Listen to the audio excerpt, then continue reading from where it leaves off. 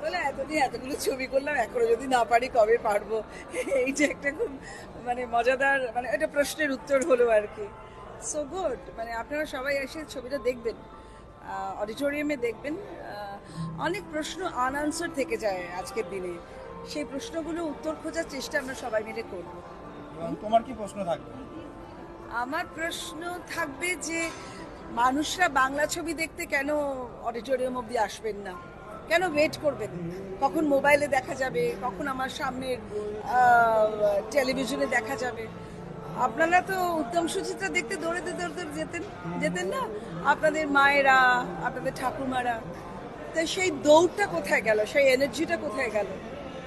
সব এনার্জি শুধু বন্ধু বান্ধব আর নিজের কর্পোরেট হাউস বা নিজের প্রবলেমে না। তাহলে আমরা সিনেমার লোক বাঁচবো কেমন করে? আমাদের মারবেন না প্লিজ, আসুন অডিটোরিয়ামে আসুন গিয়ে, কারণ একটা ছবির সাথে না কয়েক হাজার মানুষ জড়িয়ে থাকে ইন এনিওয়েজ। তো আপনারা আসুন, দেখুন এই ছবিটা দেখে আপনাদেরও অনেক প্রশ্নের উত্তর আপনারা বুঝতে পারবেন। Thank you. আমার চরিত্র একটা ইডি অফিসার।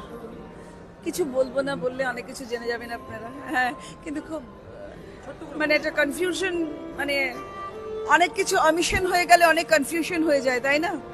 সেই রকম আমার যে ক্যারেক্টার, সেও না উত্তর খুঁজছে।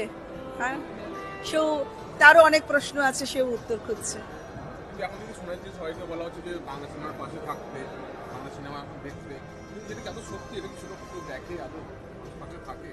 না দেখলে সিনেমাগুলো রিলিজ হচ্ছে কি করে? হ্যাঁ, থাকে, নিশ্চয়ই আছে।